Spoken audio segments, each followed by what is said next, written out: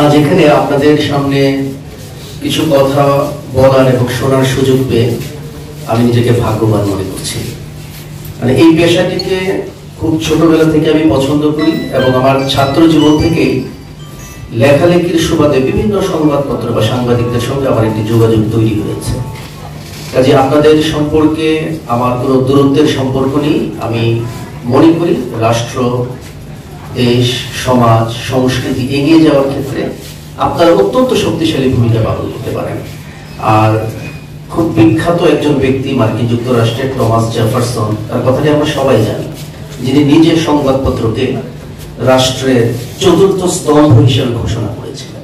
তিনটি স্তম্ভ সম্পর্কে আমরা সবাই জানি, এই নির্বাহী বা বিচার বিভাগ, আইন বিভাগ এবং শাসন বিভাগ, শাসন বা নির্বাহী বিভাগ, বিচার বিভাগ এবং আইন বিভাগ। এই যে রাষ্ট্রের তিনটি গুরুত্বপূর্ণ অঙ্গের পাশাপাশি জেফারসন চতুর্থ একটি স্তম্ভ হিসাবে সংবাদপত্রকে ঘোষণা করেছিলেন।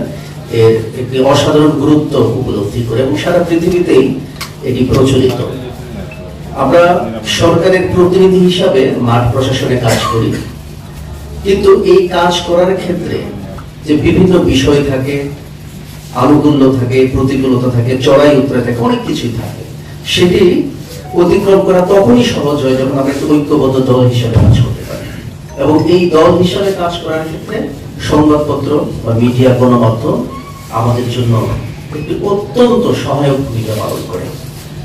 এই কারণে যে তাদের মাধ্যমে আমরা বিভিন্ন অসঙ্গতি, ত্রুটি এবং সীমাবদ্ধতা সম্পর্কে জানতে পারি। এবং আমরা একা একা যদি চলতে চাই, কাজ করতে চাই, তাহলে বিভিন্ন দুর্বলতা থাকতে পারে। তো যখন সবাইকে নিয়ে আমরা পথ চলবো, তখন কারো না কারো চোখে সেই দুর্বলতাটি ধরা পড়ে বা পড়বে এবং সংবাদপত্র সেই গুরুত্বপূর্ণ ভূমিকাটি পালন করে। আমি ইতিপূর্বে যে অবস্থানে কাজ করেছি, নির্বাহী ম্যাজিস্ট্রেট, এসল্যান্ড, ইউরো বা এডিসি, আমি আমার পূর্ববর্তী প্রত্যেক জেলা বা উপজেলায় সংবাদপত্রের খুব বলিষ্ঠ সমর্থন পেয়েছি এবং এখনো তাদের সঙ্গে আমার যোগাযোগ আছে। এবং আমার নতুন পদায়নের পর বাংলাদেশের বিভিন্ন প্রান্ত থেকে অনেক সাংবাদিক আমাকে অভিনন্দন এবং শুভেচ্ছা জ্ঞাপন করেছেন। আমিও তাদেরকে আমন্ত্রণ জানিয়েছি এখানে আসার জন্য।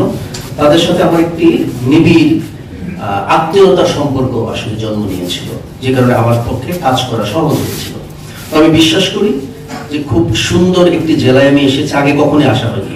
পদায়ন সূত্রে লক্ষ্মীপুর প্রথম আসা। লক্ষ্মী তো আসলে পৌরাণিক থিম অনুযায়ী সৌভাগ্যের প্রতীক, তাই না? আমরা বলি যে লক্ষ্মী ছেলে, লক্ষ্মী মেয়ে, তাই না? মঙ্গল অর্থে আমরা ব্যবহার করি। আর পুর মানে নগর বা নগরী, অর্থাৎ আমরা বলতে পারি একটি সৌভাগ্যের নগর বা সৌভাগ্যের নগরী, একটি সমৃদ্ধ নগর বা সমৃদ্ধ নগরী। আমরা আক্ষরিক অর্থে লক্ষ্মীপুরকে অত্যন্ত সমৃদ্ধিশালী এবং ঐশ্বর্যমণ্ডিত নগরে রূপান্তরিত করতে চাই। এই দায়িত্ব এবং পরিকল্পনা নিয়ে আমি এসেছি এবং আমি বিশ্বাস করি এটি বাস্তবায়নের ক্ষেত্রে আপনাদের শক্তিশালী ভূমিকা আমাকে সাহায্য করবে এবং এই স্বপ্ন বাস্তবায়নে আমাকে যথোচিত সমর্থন দেবে। আপাতত এই কথাটুকু বলে আপনাদের সবার সমর্থন আমি প্রত্যাশা করছি।